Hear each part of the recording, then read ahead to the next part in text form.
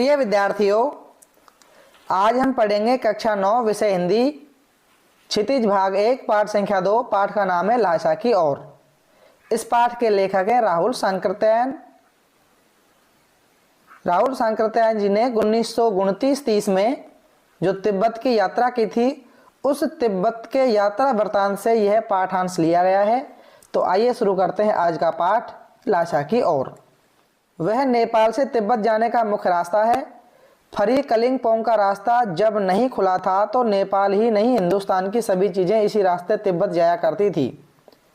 यह व्यापारी के नहीं, सैनिक रास्ता भी था। इसलिए जगह जगह फौजी चौकियां और किले बने हुए हैं, जिनमें कभी चीनी पलटन रहा करती थी। पलटन का अर्थ होता है सेना रहा करती थी या सेना की कोई टुकड़ी रहा करती थी।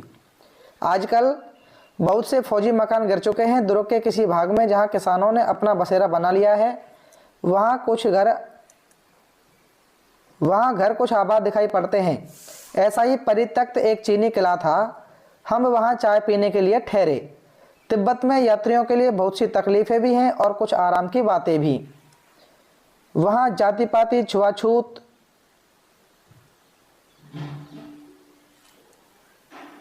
का सवाल ही नहीं है। औरतें पर्दा ही करती हैं। बहुत निम्न श्रेणी के भिखमंगे को लोग चोरी के डर से घर में भीतर नहीं आने देते, नहीं तो आप बिल्कुल घर के भीतर चले जा सकते हैं। चाहे आप बिल्कुल अपरिचित हों, तब भी घर की बहू या सासू को अपनी झोली में से चाय दे सकते हैं। वह आपके लिए उसे पका कर दे देगी। मक्खन और सोडा नमक दे दीजिए, वह चाय चौंगी में कूटकर उसे दूध वाली चाय के रंग में बना के मिट्टी के टोंटीदार बर्तन, जिसे तिब्बती भाषा में शायद खोटी कहते होंगे, में रखकर आपको दे देगी। यदि बैठक की जगह चूल्हे से दूर है तो आपको डर है कि सारा मक्खन आपकी चाय में नहीं पड़ेगा, तो आप खुद जाकर चौंगी में चाय मथ कर ला सकते हैं। चाय का रंग तैयार हो जाने पर फिर नमक मक्खन डालने की जरूरत होती है।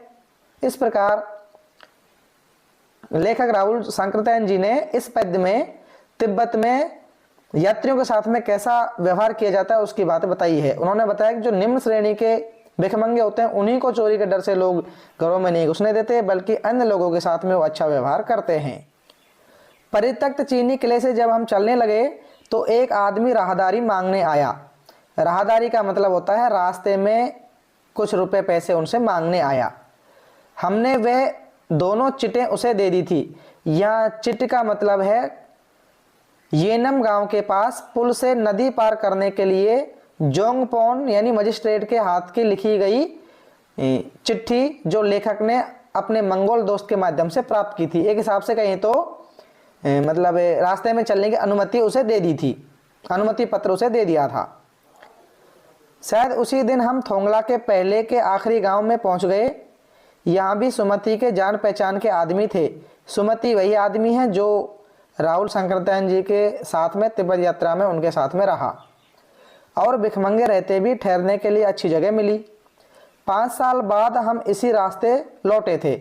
यानी 5 साल के बाद में राहुल सांकृत्यायन जी और उनके साथ में उनका दोस्त सुमति उसी रास्ते से लौटे थे, और भिखमंगे नहीं, एक भद्र यात्री के वेश में घोड़ों पर सवार होकर आए थे। किंतु उस वक्त किसी ने हमें रहने के लिए जगह नहीं दी, और हम गांव के एक सबसे गरीब झोंपड़े में ठहरे थे। बहुत कुछ लोगों की उस वक्त की मनोवृत्ति पर निर्भर है। खासकर शाम के वक्त छंग पीकर बहुत कम होश हवास को दुरुस्त रखते हैं। यानी तिब्बत में कोई छंग नामक कोई पेय पदार्थ है जिसको पीकर के लोग होश हवास में नहीं रहते हैं। अब हमें सबसे विकट डांडा थोंगला पार करना था। डांडा का अर्थ होता है ऊंची जमीन। डांडे तिब्बत में सबसे खतरे वाली जगह हैं। 16-17 हजार फीट की ऊंचाई होने के कारण उनके दोनों तरफ मीलों तक कोई गांव ग्राम नहीं होते।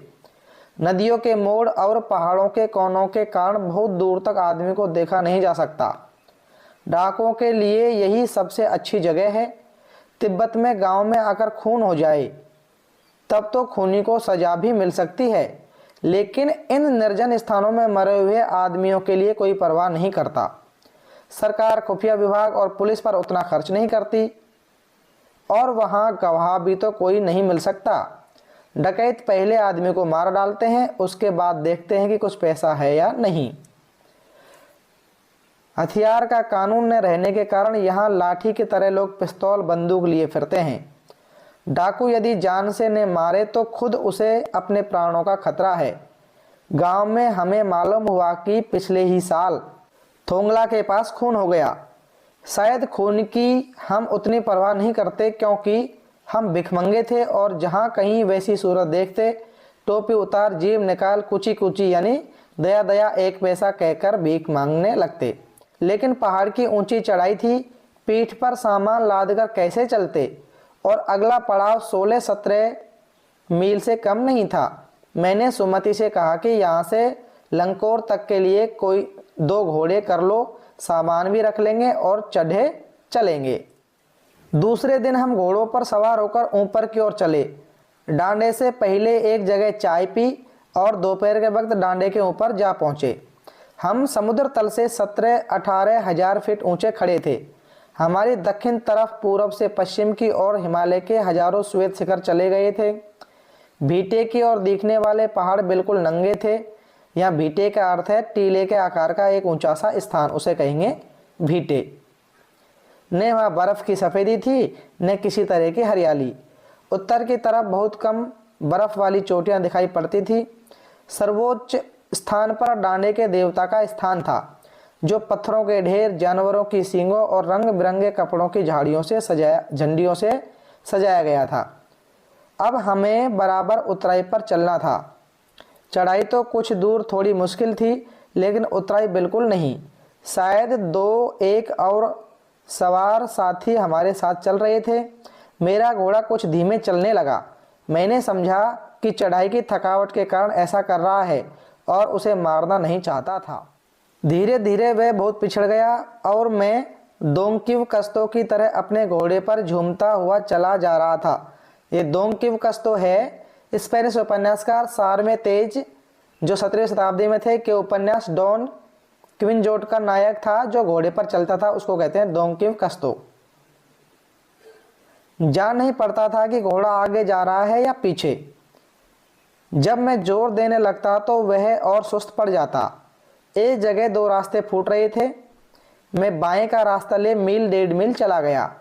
आगे एक घर में पूछने से पता लगा कि लंकोर का रास्ता दाहिने वाला था। फिर लौटकर उसी को पकड़ा। 4-5 बजे के करीब मैं गांव से मील भर था तो सुमति इंतजार करते हुए मिले। मंगोलों का मुंह वैसे ही लाल होता है, यानी जो राहुल जी का जो मित्र था, दोस्त था सुमति, वो उनका दूसरे गांव में इंतजार कर रहा था, जबकि राहुल जी दूसरे रास्ते से दूसरे गांव में पहुंच गए थे। जब वापस राहुल जी उस गांव में आए तो सुमति उनका इंतजार कर रहे थे। यहाँ पे वो गुस्से में थे सुमति। उसके बारे में राहुल जी आगे बता रहे हैं कि मंगोलों का मुंह वैसे ही लाल होता है, और अब तो वह पूरे गुस्से में थे, यानी सुमति का मुंह गुस्से में लाल था। उन्होंने कहा, मैंने 2 टोकरी कंडे फूं डाले, 3-3 बार चाय को गर्म किया। मैंने बहुत नरमी से जवाब दिया, लेकिन मेरा कसूर नहीं है मित्र। देख नहीं रहे हो कैसे घोड़ा मुझे मिला है? मैं तो रात तक पहुंचने की उम्मीद रखता था। खैर, सुमति को जितनी जल्दी गुस्सा आता था उतनी जल्दी वह ठंडा हो जाता था। लंकोर में वह एक अच्छी जगह पर ठहरे थे। यहाँ भी उनके अच्छे यजमान थे। पहले चाय सत्तू खाया, रात को गर्मा गर्म थुक्पा मिला।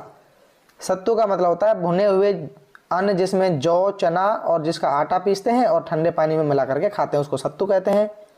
और थुक्पा का अर्थ है सत्तू या चावल के साथ मूली, हड्डी और मांस के साथ पतली लेई की तरह पकाया गया खाद्य पदार्थ, उसको थुक्पा बोलते हैं। ये उन्होंने रात में खाया।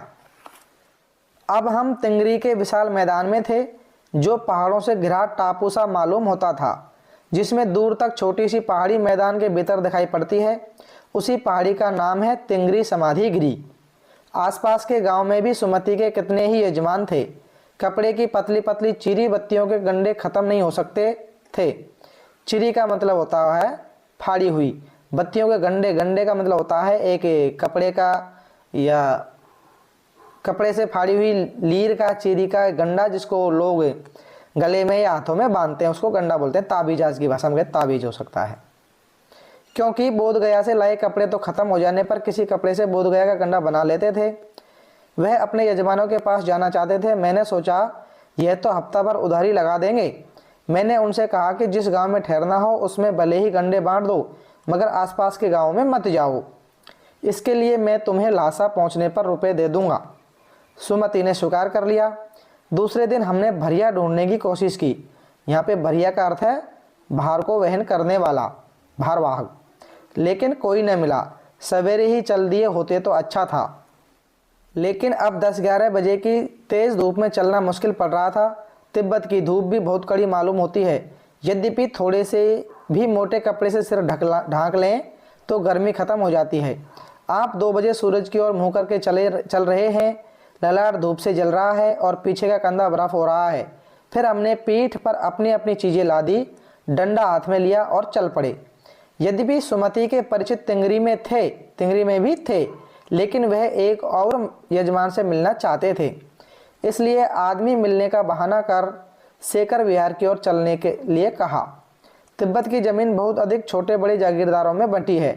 इन जागीरों का बहुत ज़्यादा हिस्सा मठों, जिन्हें विहार भी कह सकते हैं, जहाँ पे बौद्ध भिक्षु रहते थे, उन्हें मठ कहते हैं, के हाथ में थी। अपनी अपनी जागीर में हर एक जागीरदार कुछ खेती खुद भी कराता है, जिसके लिए मजदूर बेगार में मिल जाते हैं।